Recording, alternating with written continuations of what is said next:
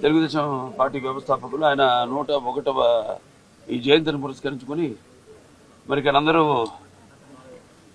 కుటుంబ సభ్యులైతేనేమి పార్టీ కార్యకర్తలు అందరూ కూడా ఆయనకి ఘన నివాళులు అర్పించడానికి ఎన్టీఆర్ ఒక శక్తి ఆయన ఎన్నో సందర్భాల్లో చెప్పడం జరిగింది. ఎన్టీఆర్ అంటే కేవలం నందమూరి తారక రామారావు మాత్రమే కాదు, ఎన్నట్టు నటనాలయం, ఆయన ఇల్లు ఒక నటనాలయం, అందులో ఆయన ఒక నటరాజు నరసింహుడు. టీ అంటే తారామండలం తారక ధ్రువ తారకుడు, ఆర్ అంటే రాజర్షి రారాజు రాజకీయ దురంధర యుగంధరుడు, రమణీయ రమ్య కమనీయ సౌమ్య గుణధాముడు అని.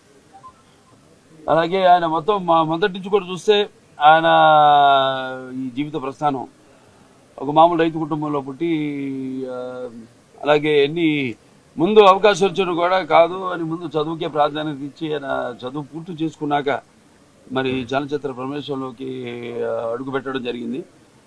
అదే ఇక ఆయన చలనచిత్ర రంగంలో ఆయన ప్రస్థానం గురించి చెప్పనవసరం లేదు. ఎన్టీఆర్ అంటే ఒక నటనకు నిర్వచనం, ఎన్టీఆర్ అంటే ఒక నవరసాలకు ఒక అలంకారం, ఎన్టీఆర్ అంటే నటనకు ఒక విశ్వవిద్యాలయం.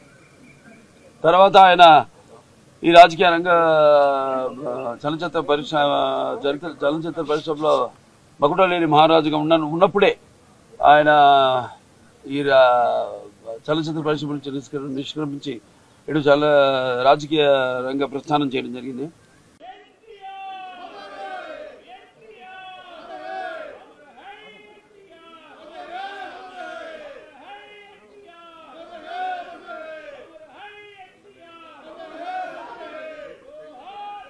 తెలుగుదేశం పార్టీ వ్యవస్థాపకులు ఆయన 101వ ఈ జయంతిని పురస్కరించుకొని మరి ఇక్కడ అందరూ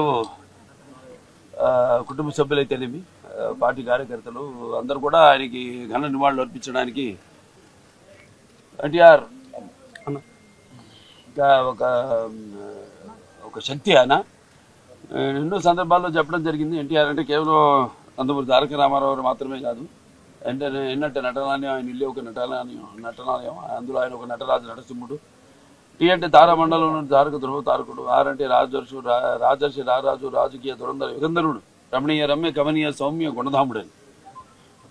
అలాగే ఆయన మొదటి నుంచి కూడా చూస్తే ఆయన ఈ జీవిత ప్రస్థానం ఒక మామూలు రైతు కుటుంబంలో పుట్టి, అలాగే ముందు అవకాశం వచ్చారు కూడా కాదు అని ముందు చదువుకే ప్రాధాన్యత ఇచ్చి ఆయన చదువు పూర్తి చేసుకున్నాక మరి చలనచిత్ర ప్రవేశంలోకి అడుగు పెట్టడం జరిగింది.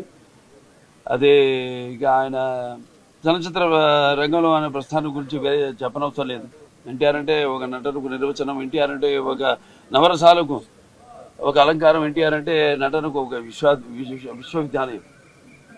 తర్వాత ఆయన ఈ రాజకీయ రంగ చలనచిత్ర పరిశ్రమలో మకుటలేని మహారాజుగా ఉన్నప్పుడే ఆయన ఈ చలనచిత్ర పరిశ్రమ నుంచి నిష్క్రమించి ఇటు రాజకీయ రంగ ప్రస్థానం చేయడం జరిగింది.